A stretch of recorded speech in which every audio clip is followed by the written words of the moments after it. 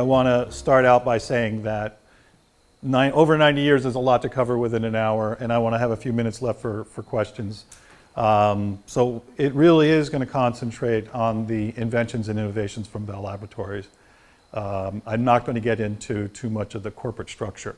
So just the short story is today we are Nokia Bell Labs. Before that we were Alcatel-Lucent Bell Labs. Before that we were Lucent Technologies Bell Labs. Before that we were AT&T Bell Labs, and we were part of the Bell system before the Bell system was broken up. So that's enough of the boring corporate information. I start out with this picture, which is our original headquarters. It's a building that's in New York City in Greenwich Village. We call it West Street. It's known as West Street to the Bell Labs people. And it actually was built in the 1890s, and it started out as a telephone factory. And what happened was there needed to be engineers to improve the telephone equipment, and eventually those engineers became Bell Labs people. And actually in this building, the engineering department grew and grew and grew until we pushed the manufacturing right out. And they expanded this building something like 2 more times. They built on it 2 more times just to accommodate Bell Laboratories. So we are very fond of this building. It's still there. It's known as the Westbeth Arts Community. It houses artists now, so it's just a different type of creativity. And it actually faces the Hudson River. It overlooks the Hudson River. So John and I got out there not too long ago, got a tour, and we actually did a talk out of that building for the Greenwich Village Historical Society. So without much more, I'm just going to advance. And even though this story says over 90 years of innovations, the truth is we trace our roots back to Alexander Graham Bell, the inventor of the telephone. So this is what he looked like in 1876, and this is the liquid transmitter, the transmitter part of the phone, and on the other side the receiver. So this is called a liquid transmitter, and we have a very good replica here. You would speak down into this cone, and then a little vibrating reed on the other device would make sound. And with this invention, he revolutionized communications. And with this invention, eventually what he started was AT&T and the Bell system. So we actually credit Alexander Graham Bell as Bell Labs' first inventor, first researcher. In our lobby, up at Murray Hill, on top of the hill, is a bust of Alexander Graham Bell. And there's a quote that I like to tell people. It says, "Leave the beaten track occasionally, dive into the woods, you will be certain to find something that you have never seen before." And that's sort of the way we let our researchers do research. We give them the freedom to explore, and by doing that, I mean, they've always got a mission, it's communications, but by doing that, they've made really great fundamental discoveries that have changed all our lives. And the reason I like to give this talk is because most people will never be aware of all those inventions, some of which you probably are carrying around with you right now in your smartphone. Other inventions that you don't know have Bell Labs inside in your homes. So I'm going to move very quickly. I had 180 slides, I'm down to 80. So I'll do what I can to stay on time.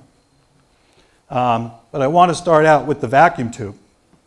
So Bell Laboratories was formally created in 1925, but the engineers that were working at Western Electric that became Bell Laboratories researchers had been doing that since the 1890s. And by 1913, the vacuum tube had been invented, but it was not perfected. And at the company, what we wanted to do was amplify voice calls. And we were doing it with very primitive technologies. The vacuum tube was the answer, but the inventor of the vacuum tube, Lee DeForest, didn't actually know this. He brought it to Bell Laboratories, we perfected the vacuum tube, and it revolutionized communications. So this was the transistor of its day, so to speak. And many of the innovations that I'm going to go over now were because of this the performance of a vacuum tube being able to amplify, being a good amplifier.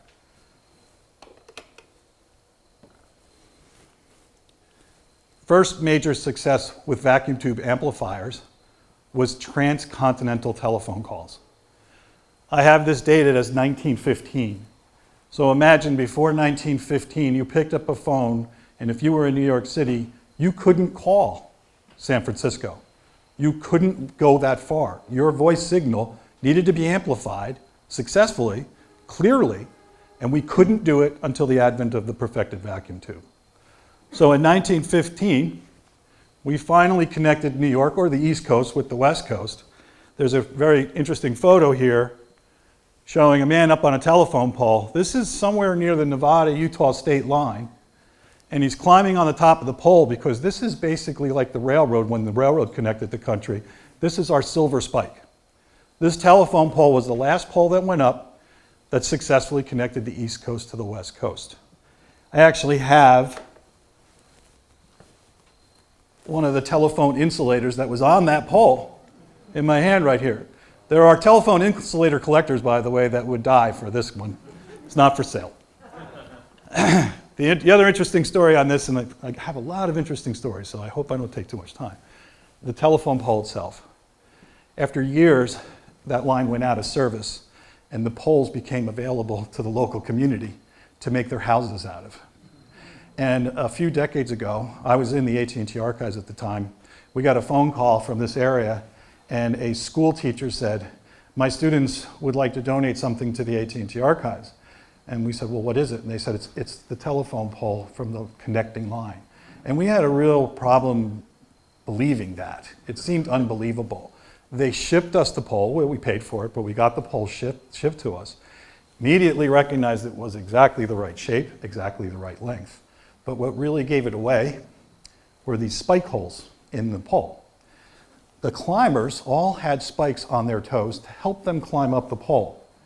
And at this celebration, which we have replicated in many videos later, you could climb to the top of the pole and you could drink champagne. So all these guys that were out in the desert putting poles after poles, looking forward to making this connection being part of history, all climbed the pole and had some champagne. This pole had so many spike holes, it was obvious that this was really the original pole. So we do have that in our collection. I didn't bring it with me today. There is a photograph there of a celebration, and in the center, the white beard is Alexander Graham Bell, who came out of retirement to open this ceremonial first day line. And he called, I think Thomas Watson might have been at the other end, I'm not sure, but they said, he said the first words that he said over the telephone when he invented it. Mr. Watson, come here, I want you. And Watson's reply was, it'll take me 3 days to get to you today. Next major milestone, 1915, being able to transmit voice across the Atlantic Ocean. So the first transatlantic radio voice call was with our engineers. Not yet called Bell Labs, but our engineers. And they used an antenna that was in Virginia, being used during World War I. This was actually a military antenna, and the receiving antenna was the top of the Eiffel Tower. During World War I, the French let us use the Eiffel Tower in our experiment, and they said, you can do it, but it has to be midnight. So our researchers went to the top of the Eiffel Tower, and our researchers with this antenna in Virginia talked and talked and talked, and then finally, due to the weather conditions and the way the atmosphere handles these old signals, they finally heard the voice being transmitted from Virginia all the way to France. So you could communicate by telegraph. There were undersea telegraph cables, but you could not do it by voice across the ocean. 1915 was the first time we did it. By 1927, we opened commercial service. And that's when you could pick up your phone, and for a pretty good price, you could do it. So there is a recording. Darn it, John. I have to wake my mouse up. There's a recording of the very first ceremonial call between the AT&T president and some post office officials in England. Where'd it go?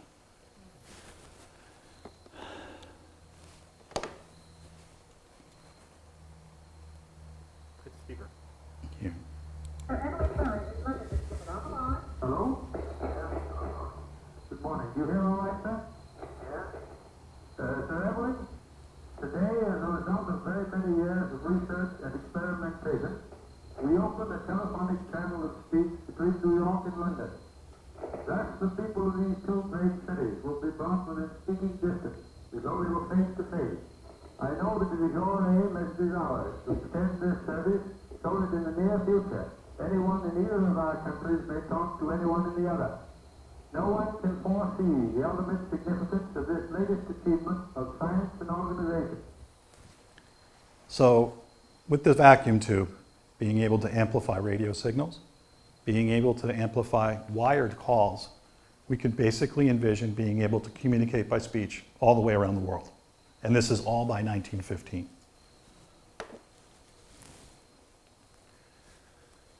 Next major milestone, high fidelity electrical recording. If you understand anything about Thomas Edison's original recording, his record player, you spoke into a cone, the power of your voice etched your voice signal into a wax disc. And for decades, that was the way to make a recording. We took the amplifier. We were experts in microphones because your telephone always has a microphone on it, so we were improving the performance of microphones. By adding amplification to it, we all of a sudden found a way to get much more sound onto the recording devices. So we moved to discs, to records first, and with the amplification, we were able to get high fidelity. So there's a video here. It's going to talk about the way we do this electronically. From this room come many of the newest ideas in sound recording. He is cutting a wax such as is used in vitaphone production and in the playback. Sue took father's shoe bench out. She was waiting at my lawn. Let's look into this. I eat pea soup at 6:15. Sue took father's shoe bench out. She was waiting at my lawn. I eat pea soup at 6:15. Sue took father's shoe bench out. These engineers are perfectly sane. When those words register, so will any others in the dictionary. What I want to impress upon you again is that for decades you did this with the power of the sound only. And what we're showing here is an entire orchestra playing into a cone to etch a record with just the sound of their orchestra without amplification. So if you wanted to get a full orchestra, you got very little fidelity. You didn't pick up the people in the back, and the sound quality was very poor. I mean, it was very scratchy, it was very low, and it just wasn't that great. So by 1925, we turned this into an electric process, which you just witnessed. It's being picked up by a microphone, and it's etching mechanically. And now, an orchestra can be spread out, and the sound picked up by various microphones and get real natural sound. And then move to high fidelity, even more, picking up more sound using microphones with amplifiers. We made special microphones. You might recognize some of these from radio broadcasts, from movie studios. So we were getting to be expertise in microphones that performed very well in different environments. And we were experts in the speakers. This is a loudspeaker that you would find in a theater or in an auditorium. And then these little versions here that you could bring home attached to a radio. And then, of course, there's the high fidelity portion, where Bell Laboratories started experimenting with binaural or stereo. So I'm holding a gold stamping disc with 2 tracks on it. This is one of the earliest stereo recordings, and this is a stamping master. This would be used to make an impression into a record, a vinyl record, to make records. But high fidelity 2-channel in the 1920s was revolutionary. I mean, if you ever listen to Edison's first recording, Mary Had a Little Lamb, and it's all scratchy and you can barely hear it, that's how it sounded for years. And now all of a sudden, we've brought high fidelity and amplified sound to the microphone, and then being played back through speakers, amplified. It's really changed the entire industry. So there they are, pressing records, stamping masters, and then we have Leopold Stokowski. Famous conductor, comes to Bell Laboratories. Why? Because he heard we could make recordings of high fidelity, 2-channel. He wanted his orchestras recorded for posterity on the best technology possible. So he comes out to Bell Laboratories and records his orchestra and actually controls the amount of sound, how it's being done. He's working with H.D. Arnold, who was our acoustics expert. And for the very first time, he gets to hear his orchestras played back from recordings that were amazingly clear.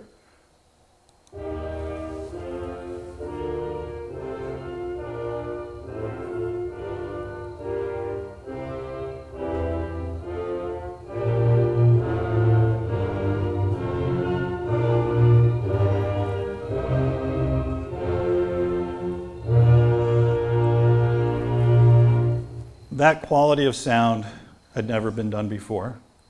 It was so realistic that as an experiment, we transmitted a live orchestra through the telephone network wires to a theater far away with speakers behind a curtain with an audience in the theater, thought there was a live orchestra, and then we opened the curtains and they realized they were listening to large speakers. They were actually fooled.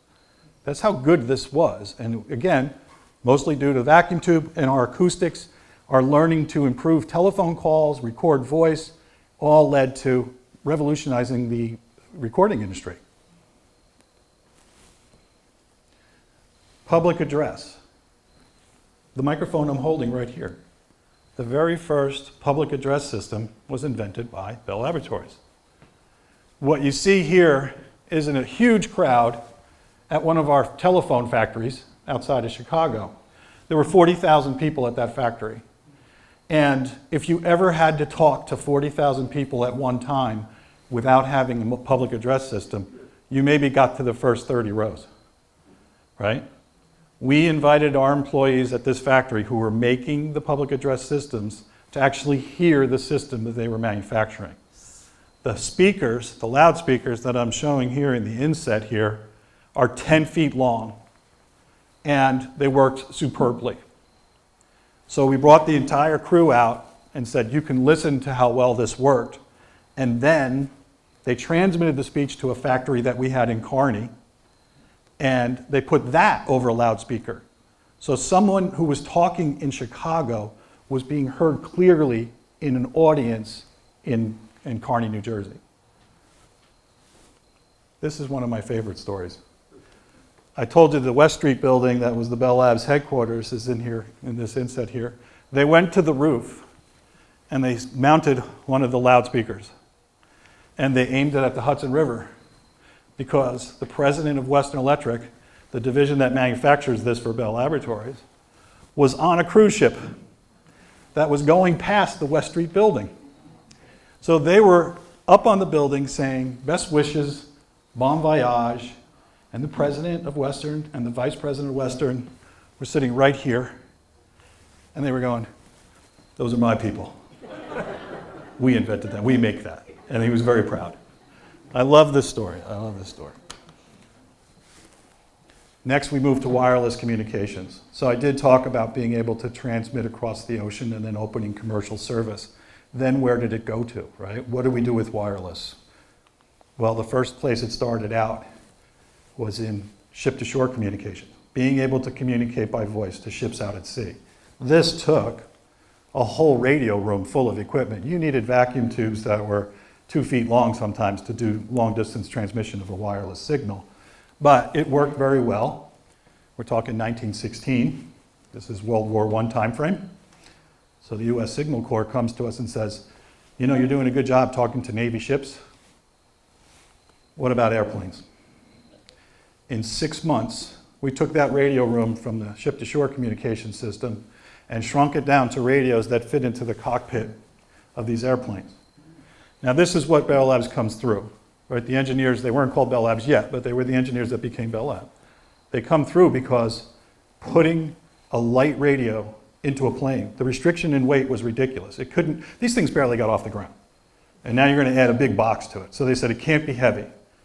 Then you can't take the energy from the plane, from the engine, so we put a wind-driven generator on the axle. It needed an antenna that was 100 feet long, so it would unfurl, the pilot would unfurl it when he wanted to make a phone call, when he wanted to make a radio call. Really interesting part was, it worked excellent with a 6-mile range. We turned the product around in 6 months. It was the first mass-produced air-to-air, air-to-ground system. And for the very first time, a pilot could talk to a radio station on the ground. The pilot could talk to another airplane in the air. And what was really new was the pilot could talk to his co-pilot. These planes were so rickety and noisy that these two guys would talk to each other with hand signals. Now, with built-in transmitters and receivers, they could talk normal tone of voice and be heard all the way to the ground. So we're in mobile communications, not mobile in cars yet, but we're mobile in ships and we're mobile in airplanes, and then we move to cars. And our first attempts are pretty much with emergency services, one-way systems for police vehicles. So a police car could drive around and you could communicate to it, but you couldn't communicate back. That was still a problem to do in an area like a city where the radio waves are being blocked. So it took us a few years to get two-way service to these emergency vehicles. But in the 1930s, we started to do it. And by 1946, we offered commercial mobile phone service to the public. So here we have a car outfitted with a car phone. It wasn't the best, but it worked. And it was the beginning of what we all appreciate today. But there was a very large limitation on the number of users at the same time. In a city the size of New York, you might have 12 people that could make a phone call at once. So it was, we conquered the problem of communicating, and then we had to raise capacity. The other thing we also were pioneers in, because we were excellent with radio, was we did one of the very first radio stations for commercial radio. This WEAF back in 1922. They're showing antennas like this that were on the roof of the Bell Labs building and on an AT&T building. We had radio programs. And I'm pretty sure from my research, we were one of the first companies to put a radio commercial on air. So you can thank us for that. The negative feedback amplifier. I try to stay away from too many of the technical ones, but I really like this one. Harold S. Black was trying to clean up the amplified signals. So the problem was, even when you cross the country with an amplifier, if there's a little static, those amplifiers used to amplify the voice and the static. So the idea was, how do you amplify but get rid of the static? And Harold Black thought of the idea to introduce the signal back into the loop. And somehow by doing it, it canceled out a lot of the noise. It's called the negative feedback principle, which is still used today. The cool part about it was, he was on his way to that West Street building in the morning on a ferry, going to work, and the idea just came to him. He didn't have his laboratory notebook, so he wrote the idea on a New York Times newspaper. And then he came into work and had someone sign it to actually witness the idea, and it made him famous. This newspaper, this actual article, is in the archives. We've preserved it in the archives. Telephotography, or we know it as fax machines. This is an image from the 1920s from one of our fax machines. I have the negative that was created by the fax, and I made the photograph. And it's Babe Ruth coming in from hitting a home run. I think Lou Gehrig's in the shot there waiting for him. This is what a fax machine looked like back in the 20s. It took a whole room. The genius here is we built a network for phone calls, wireless and wired.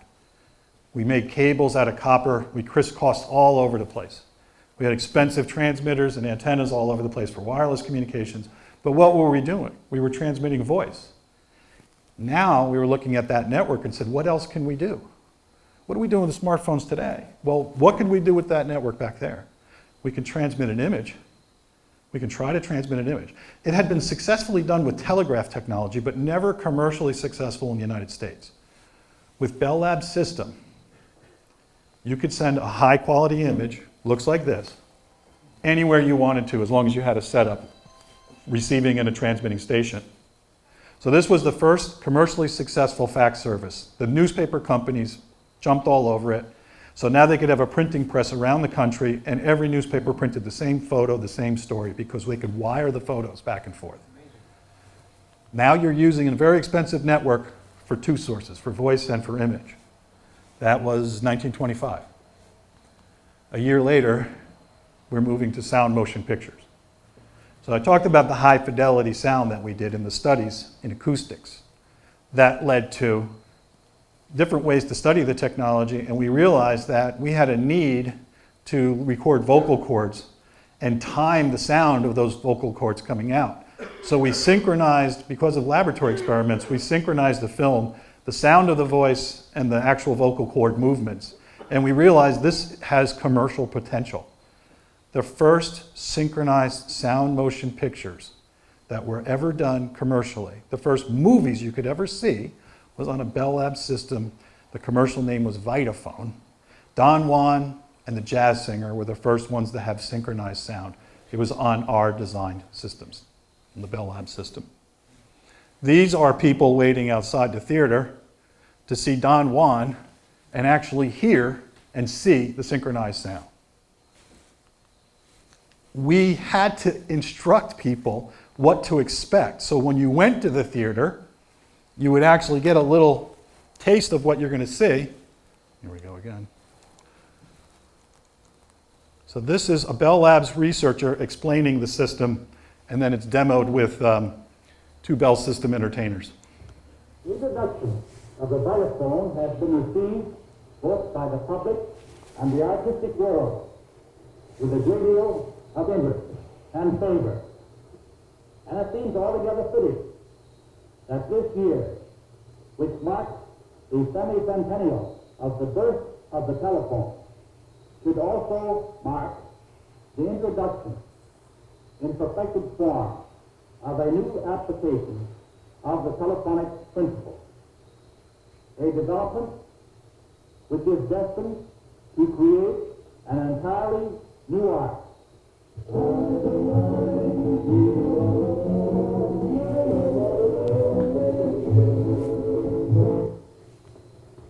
Thank you. Witness through your eyes and ears a demonstration of the principles and manner of operation of a complicated mechanism.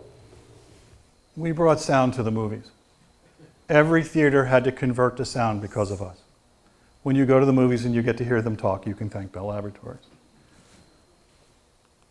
This is the system. These are projectors. For the first time, they've got records with them here. You normally needed two projectors. You could start one and have the second one ready because you didn't have enough to hold the whole movie audio on one record. Worked very well. The Western Electric Company that made our system won 10 Academy Awards for this. We have won Academy Award directly to the Bell Labs people, but because Western manufactured it, they got these statuettes.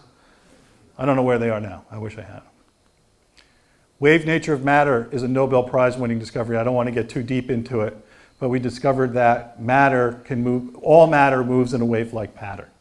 And by that is the beginning of quantum electronics. It's the beginning of basically the understanding of quantum electronics, but it's too hard to get into today.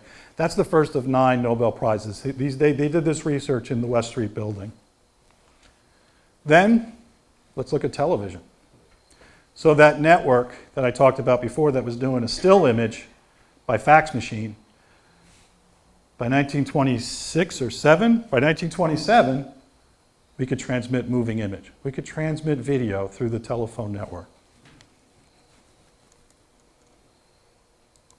On April 7, 1927, the telephone was 51 years old. In a New York auditorium, a handful of people were given a glimpse of the future. It was called television. The show, if you could call it that, originated in Washington, D.C. and starred Herbert Hoover, then Secretary of Commerce. This first crude transmission was the work of engineers from Bell Laboratories. They had invented the transmission system not for the sake of entertainment, but to learn more about long-distance networks. At the time, few people realized just how successful the experiment would turn out to be. Okay, so that network we built out. Somebody had the crazy idea that we could actually transmit video through the telephone wires from Washington, D.C. to New York, actually to the West Street Bell Labs building is where they were. We envisioned this network as far back as 1927. When you download a video, when you watch a video on YouTube, the very first time video went through a network was with Bell Labs.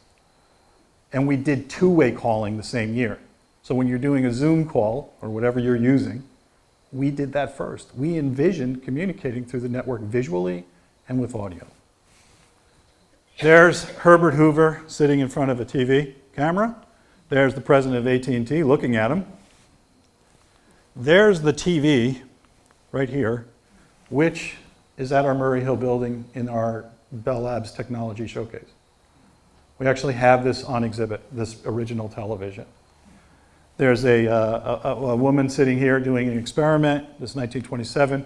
We went up on the roof of West Street. We used natural lighting to get a better image picture. And by 1929, you can't tell, but this woman is wearing a very floral outfit because we're transmitting color through the network. Really cool was when they showed they could do it through a long-distance wire from Washington to New York, the same day from Whippany, New Jersey, where we had a research facility, to New York. We did it wirelessly. We're transmitting video wirelessly in 1927. We did a little vaudeville act. So this is the things that we appreciate today. You don't even realize these started this far back. Artificial larynx and hearing aids. Again, because we studied hearing and voice to improve the telecommunications network, we were better experts than most in how the voice works, how humans hear. Even Alexander Graham Bell was a teacher of the deaf. He taught them how to communicate. There was things called visible speech. So our roots go back into this. And so we used our technology to offer people better hearing aids. And for the very first time, artificial larynx. So if you had lost your voice box, your larynx, you could use, in 1929, an artificial larynx that brought back your speech. And believe it or not, this is a hearing aid from 1933 with miniature vacuum tubes. Transistor wasn't invented yet. And we made this thing not much bigger than I'm going the wrong way. Not much bigger than a smartphone today that you could carry around your pocket. The first hearing aid looked like this. Wasn't exactly portable. I'm going to skip this. First quartz crystal clock. The first quartz crystal. Using a quartz crystal as the timing mechanism, an accurate oscillating mechanism, was done at Bell Laboratories. So I show this very pretty demo model of the clock, but the actual prototype looked like this. But again, in quartz crystal, accuracy and timing is very important to a network where you're timing how communications goes through networks. So using the first quartz crystal for this oscillator made the first quartz crystal clock, which everyone appreciates quartz timing now. The science of radio astronomy was born at Bell Laboratories. A whole science started at Bell Labs. In Holmdel, New Jersey, Carl Jansky was given the job of getting static out of those overseas phone calls. So you imagine you had to schedule a phone call to call England from the US. It was very expensive, and when you make that call, you lose half of it because of static. And they told Jansky, get rid of the static. So he built a rotating antenna on the Holmdel property that rotated all day long, and he made measurements, and they recorded the static, and he started to find out that solar flare activity, thunder, lightning storms were causing static, and he was learning how to insulate the calls from that. But he was getting one little bit of static every day at almost exactly the same time, but it just changed a little bit. And it was baffling him for quite a while until he realized that the timing the static was coming in was also the same timing of exposure to the stars above him. And he realized then that the static was coming from outer space. And he was the first one to figure out that galaxies give off radio waves, and he was picking up radio signals from other galaxies. Actually, the signal he found was coming from our own Milky Way galaxy. He built by accident the first radio telescope. When he announced this in scientific papers, it went nowhere. Astronomers were studying outer space with optical telescopes. What were you going to do with a static signal? It took other researchers to pick it up, and then it exploded. And there are numerous Nobel Prizes won through using radio telescopes. Jansky dies early on the job. He was young. He was in his 30s or 40s. And you have to be alive to get a Nobel Prize. So they can award it to you, but you still have to be alive. Well, by the time this took off, he had passed away. Coaxial cable. I have an example of a cable. They call this 1200 twisted pair cable. So this would hold 1200 telephone lines. With the advent of the discovery of coaxial, which if you have cable TV, it's coaxial, we started to use this technology to carry TV and to carry multiple phone calls. This one cable from 1929 could replace 90 of these. Imagine the cost savings of making a cable that could do the work of 90 of these things. So coaxial cable, cable television, has its roots in Bell Labs. The electrical digital computer is a complex number calculator. We had a mathematician, he was a genius, and he figured out how to use the relays to do digital computation. What was really unique about his device was he could access the computer remotely, and this is in 1939. He demonstrates this calculator at a math conference in New Hampshire and the computer solving the problems is in New York at the West Street building. She's operating a teletype in this photograph. She's accessing the computer remotely. What do we do every day? We're accessing computers, servers remotely. We started to do that as far back as 1939. The voice synthesizer, the first time we created a machine that you could synthesize voice. This was demonstrated at the World's Fair, 1939. And you had an operator. We trained telephone operators to operate this keyboard that had multiple keys and foot pedals, and you could replicate the human voice. It was a technology born from coding voice in the network. We took half of that coding system that replicated the voice and made it into sort of a piano-type device. And it took a year for a woman, I'm sorry, I say a woman, they were female telephone operators. It took a year for them to be trained to do this.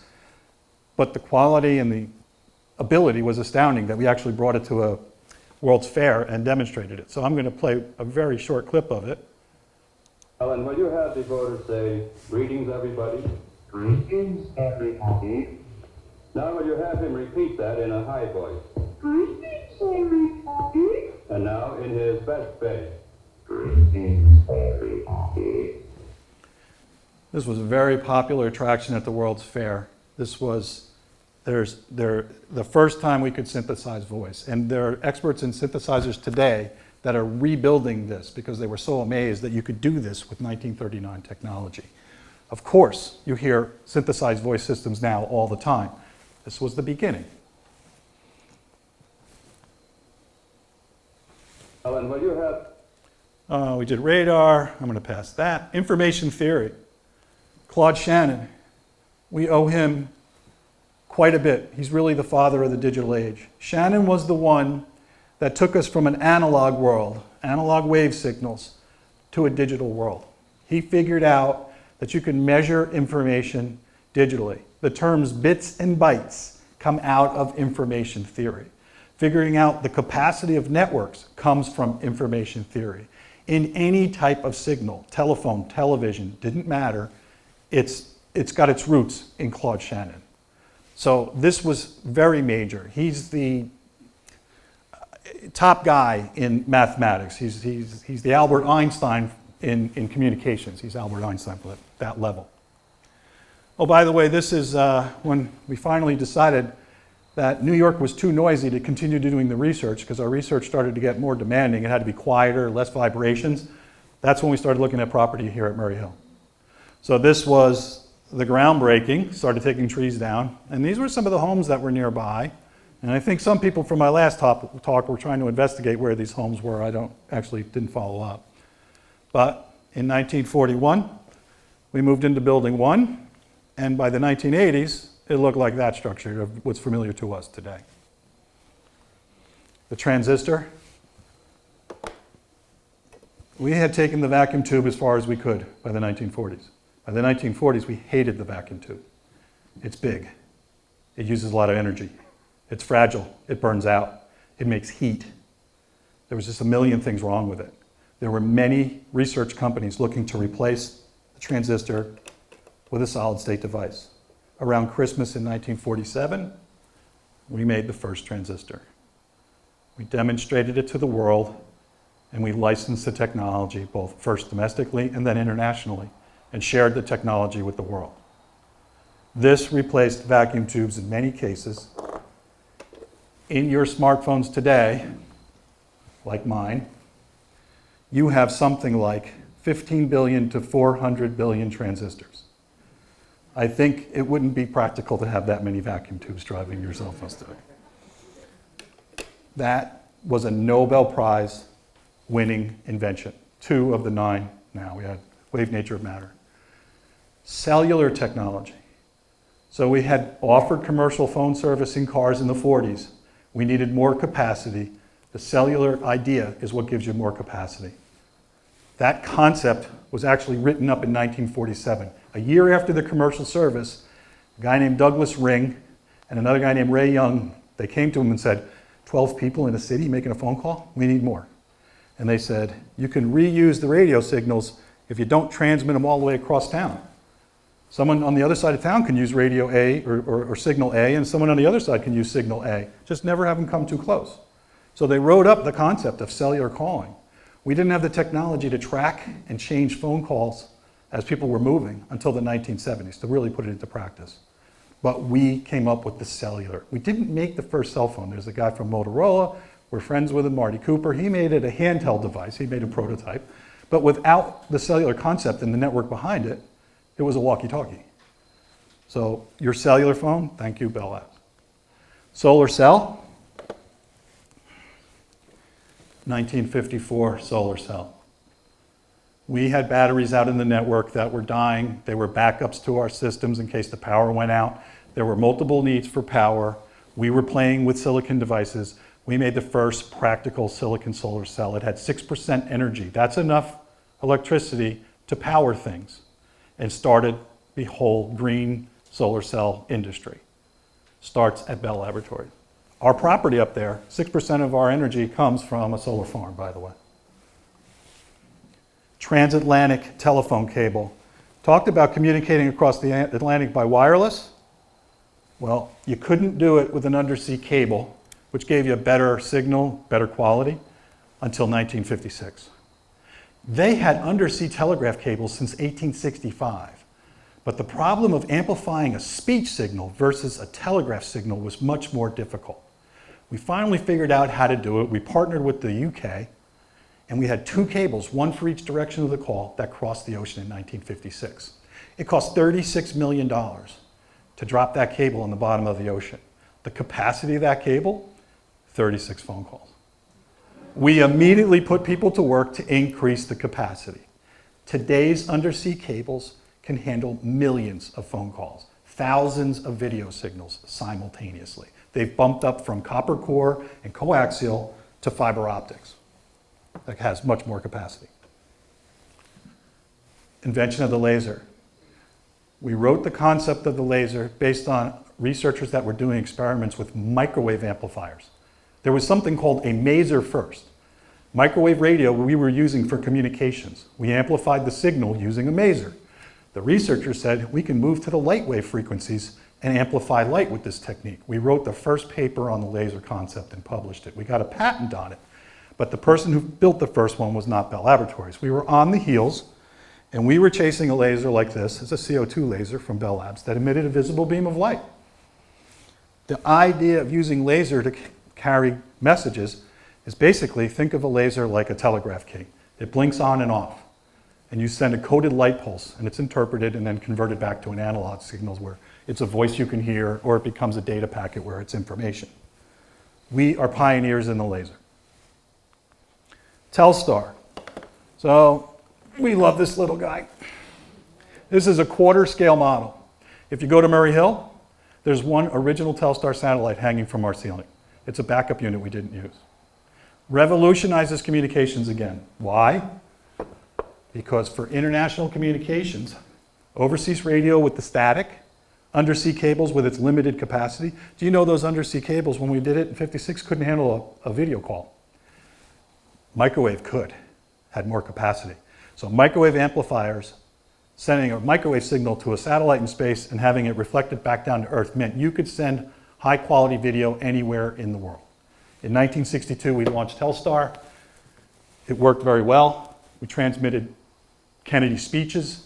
We transmitted the first sports event, a baseball game, all using that. So satellite communications. Sputnik was up there first. I won't take that away from Sputnik. It beeped. We had an interactive satellite that packaged in it was transistors and amplifiers so that the signal could go to the satellite and be amplified 10,000 times and retransmitted back down to Earth. This was a lot more than a Sputnik beeping.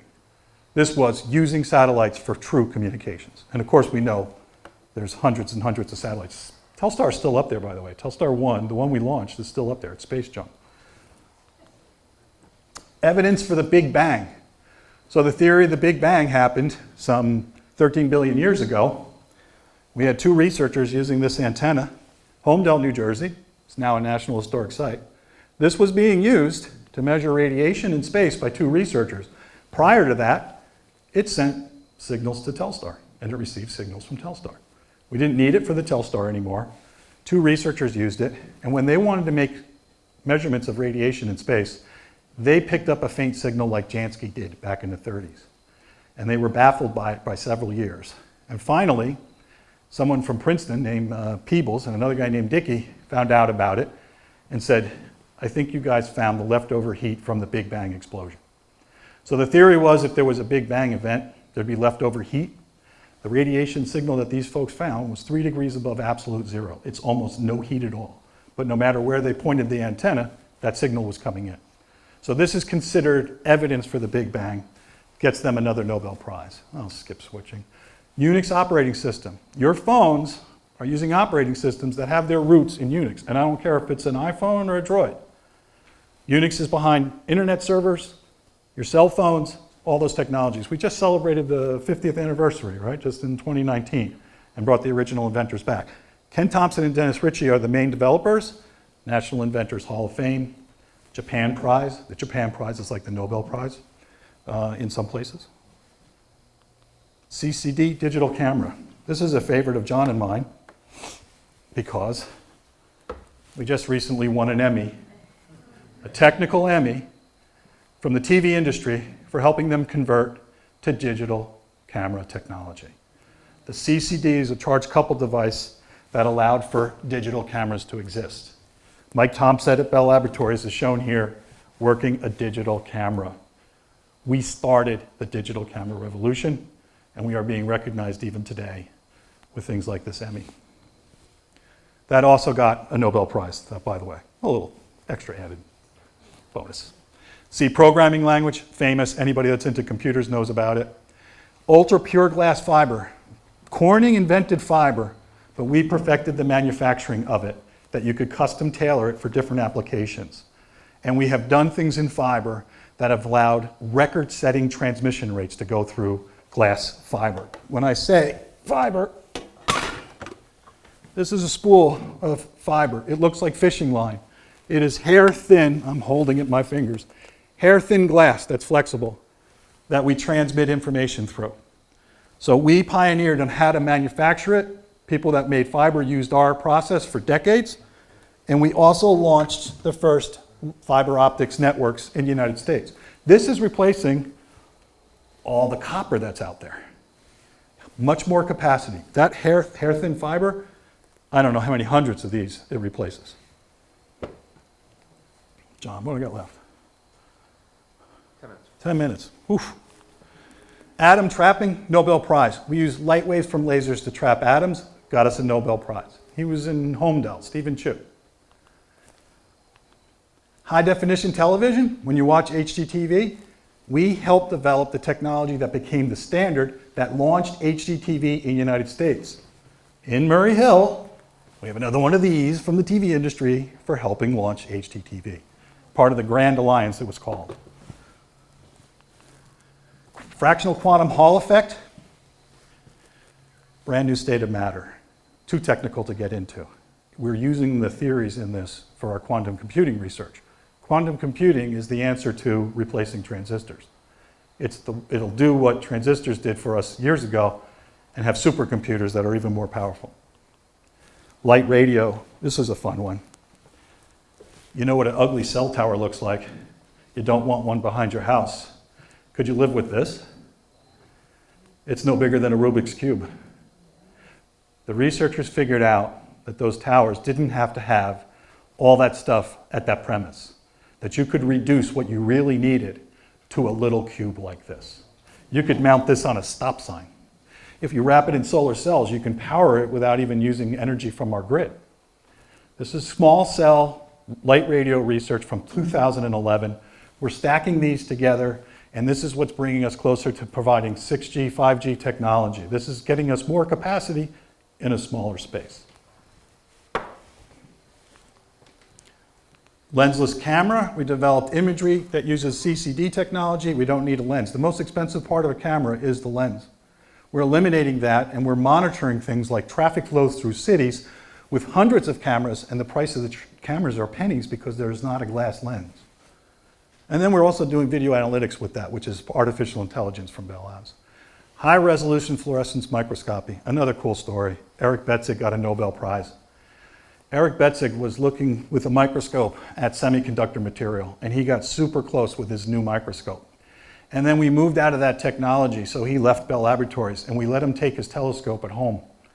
And in his living room, he modified it to look at molecules of living cells.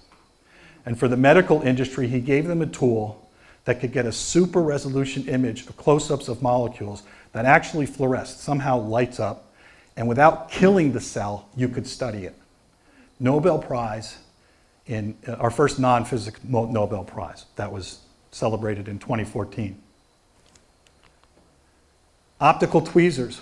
We could trap biology, little molecules of living things with laser beams. Again, medical applications. Things that we do now being used by the medical industry to help save lives. Another Nobel Prize. Art Ashkin did this work, what was it, John, 70s, 80s? 70s and 80s. They called him in 2018 and said, hey, by the way, you won a Nobel Prize. He was 96 years old. You have to be alive to get your Nobel Prize. So he waited. He was the oldest person to get a Nobel Prize at that time. 1 or 2 years later, they awarded a Nobel Prize to a Princeton researcher named Peebles. Peebles was the one who helped our researchers identify the Big Bang radiation. When the Nobel Prize went to the Bell Labs people and not to the Princeton people, they were a little miffed. They said, you scooped us. They weren't happy. They wrote a paper and we got a Nobel Prize. In 2019, Peebles gets his Nobel Prize. He was 97. All right, we are getting close to wrapping it up. 5 Turing Awards, that's for computing. National Medal of Technology, 11. 2 Grammys, the recording industry I talked to you about. 9 Nobel Prizes. 3 Emmys. 13 National Medals of Science. And 1 Direct Academy Award for a speaker system for the sound motion picture system. The other ones went to Western Electric. Today, Bell Laboratories is not just in Murray Hill. We are around the world. We are in all these locations now. Finland, China, Shanghai, Paris, Germany, Israel, all over. You can't have everybody come to Murray Hill. It's a nice town, but you can't have everybody come here. So our employees are spread out. Our researchers are spread out. In addition, you can't do it all alone yourselves either. So we have partnerships and collaborations with universities and with companies all over the world because these challenges are way too big for any single company. One of the collaborations we're doing is with a New Jersey-based company that's doing farming inside warehouses that doesn't use soil, that uses 1/3 water. This is called aerofarms, and we have, it's hard to see in this photograph, drones that we control from Bell Laboratories that go up and down the rows of the stacked up plants, and it analyzes the condition. And they're flying autonomously. There's no one controlling this. They're running on a program. In and out of the racks, looking for disease, looking to see how the water is. They're getting a 300% increase in yield by farming inside a warehouse. We're part of that. We are part of that. This is something called an OCT. In the medical industry, it exists right now, but it's a very large device. We're shrinking it. And what it allows researchers or medical people to do is to see inside your skin, see through your skin, sometimes to implanted material, sometimes to measure your blood. It can do all types of sensing, and we're working on that. So the same thing, going back to the hearing aids and the artificial larynx, our technology has applications to the medical industry, to the entertainment industry. Very recently, we set the world record of sending information through one single strand of glass fiber. I showed you that, little thin, you can't even see it from where you are. One single strand, we sent 1.52 terabits. Well, what does that mean to you? It means in 1 second, we can transmit 50 HTTV movies. 1 second, and we've transmitted the content of 50 movies. Think of it another way. It's sent by laser light through the fiber. If you blink your eye once, it's like a laser turning on and off. We turn our lasers on and off 200 billion times a second. You can't do that with your eye, but that's what we do. Faster lasers, more information. Other colors, other techniques. We just very recently announced a partnership with NASA where we're putting a cell system on the moon. So Bell Labs is putting cellular service, its LTE service, on the moon by next year. And then lastly is one I really like. We have partnered with a racing team, what's his name, Thompson? Alex Thompson Racing. And he wanted to be on top of all the technology for his boat. He's designed his boat, it's very fast, but he still needed help. He wants to be connected to the network. He needs weather, he needs ocean conditions, he needs boat conditions. We partnered with him on this boat. We have augmented him with biosensors to monitor how tired he is, with other sensors that manage onboard sensors for, what does it say? HTTV cameras, so he doesn't have to be outside during the bad weather. He can use his cameras. And then we also outfitted his boat. We have connectivity to the network. We have an autopilot system for him. We're experimenting with this because we learn things that are going to improve all of our lives. And I just really like this because I'm into boats. So. At the back of the room is a contact sheet with more information, my contact information. There's a book about Bell Laboratories, has a lot more in-depth about the management structure and the real things, the gyrations that we went through, brought us up to where we are today. The exhibit at Murray Hill, the technology showcase, is open to the public, but it's closed right now because of COVID. But it has been open, and it usually runs 8 a.m. to 5 p.m. on weekdays, and you don't even have to call. You can just show up, as long as you don't come at 1,000 people at a time. I do want to thank you all for letting me do this. I'm glad my voice held out. And if there's still a couple of minutes, do we have time, John? Yeah, we do. If you have some questions, I'm available for any questions. Otherwise, thank you for coming, and I hope you learned something.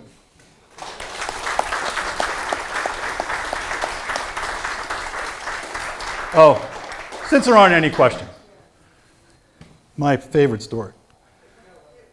This is, oh, really? Well, I got to start this one more. This is me in the 1990s, that young guy. Standing next to me is George Eberhard. He was in Whippany at the end of his career at Bell Laboratories. He came down to Homedale to donate something from his research. He just walked in to surprise me at my location. I was refurbishing this antenna, which was one of the antennas that was used for the transatlantic radio phone call experiments. George walks in, hands me this listening stick that was used for antennas and transmission wires. And he looked at the antenna, which was from 1922, and he says, "That was mine." He actually was involved with that research. And he was at West Street when the television experiments were done. He told me a story that when Herbert Hoover's image was on the stage, the researchers that weren't sitting and given seats in the auditorium were allowed to spend 20 seconds at the door to see the television transmission. He witnessed it. And he also worked on telephotography, the fax machine. So this was an honor. And now that I have 34 years, I think I'm starting to look a little like George. But. All right, so who had a question? I'm sorry. Go ahead, sir. Yeah, just a curiosity. Is there any connection between West Street and Western Electric? No, not at all. Actually, there's been a urban legend that because we call Murray Hill, our Bell Labs facility Murray Hill, the people at Bell Labs thought we named Murray Hill. And then there was this twisted idea that we came from Murray Hill in New York, the Murray Hill area. We didn't. We came from Greenwich Village. But it's West Street because it's on West Street. Right. That was it. It was a Western Electric facility. It was a telephone factory when it was first built. But West Street was just because it was on West Street. And now it's called West Beth. And I'm not sure where the Beth came from, but it's an artist community. Any other questions? Go ahead, sir. Yeah, back when Bell Labs and all these great inventions, it was a regulated monopoly, so it had all kinds of funding that it could make available. Is it possible to do that today in a corporate structure? I mean, that's a little beyond what you said. Well, I certainly haven't seen it done again today. I will still say that, at least in our environment at Bell Laboratories today, we've had different owners lately, that Bell Labs performs best when it has a good long-term mission and also given the freedom to do research like the Alexander Bell quote I was talking about. That is something that we try to continue to do, collaboration. And now we're collaborating in multiple countries. But do I see the same strength as the original Bell Laboratories? No. I mean, we're a smaller size. And we're also, people think about Bell Laboratories, there were times where developers were in there with researchers. You know, there was almost 25,000 employees in Bell Labs. They didn't all have PhDs. These were developers too. They got pushed out to the product houses where they were developing the products after they were invented. So you kept seeing a smaller Bell Labs. We have spun off, we have left other technologies. Quantum computing is still a research area that has huge impact if somebody strikes gold.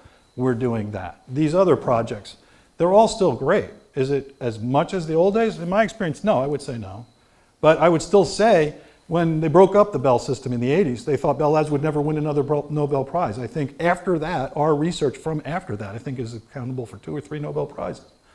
So we're still, oh, last year, 1,500 patents. We averaged 5 patents a business day. Okay, that's no small feat. And that's in a competitive environment. We're competing with Huawei in China. We're competing with very good companies out there. So it's highly competitive. Anybody that's manufacturing is up against it, right? We're not providing just a service. We're making the equipment. You don't see half of what we're making because it's in behind the network. So it's pretty cool that we're still doing that. We're still performing. Yeah. Is the Nokia building in Murray Hill strictly devoted to research? No, there's business units in there that are making our products. There's administrative, IT people. It's a mixture of people. And again, it's because we've really spread out. We're in so many other countries now. We don't need just to take that whole. What percentage is research? I don't have the numbers. Yeah. What I do, I don't have those numbers. Could you explain about Nokia to us? I mean, I don't quite understand Nokia. How much time do you have? I can tell you this. They started out in Finland. You know, that's where they're headquartered. They were making rubber boots. They were making paper products. They did well. They expanded. They were starting to make different types of cables. They got into telecom cables. Then they started getting into telephone networks. Then they started to focus on the telephone handsets. And by the, what was it, 80s, 90s, they had a huge market share for hand telephones. And then the iPhone came out and kind of beat them out. They sold the whole handset business to Microsoft and stayed with the telecom infrastructure. Cell towers, things behind the network, servers, racks and racks of computer equipment you will never see. That's what a lot of what they sell today. Then they started licensing technology and you'll see Nokia handsets come back. And they own Bell Labs. That's my brief Nokia story. Yes? Why did Bell Labs have a location in Homedale and why did they give it up? We had 2 locations in Homedale. One is where that antenna is. It's called Crawford Hill. It only held about 100 people. And then the other huge building. So the huge building on Crawford's Corner Road, we started having less and less people work there. So we didn't need it. So we eventually brought the people in Homedale up to Murray Hill and sold that building. And when we sold it, everyone thought Bell Labs was closed because the new owner kept saying, I'm going to revive Bell Labs. And you know, he uses it for multiple occupancy people. But we sold it just because we had less and less people working there. And then just very recently, we moved out of the Crawford Hill building, which is 100 researchers.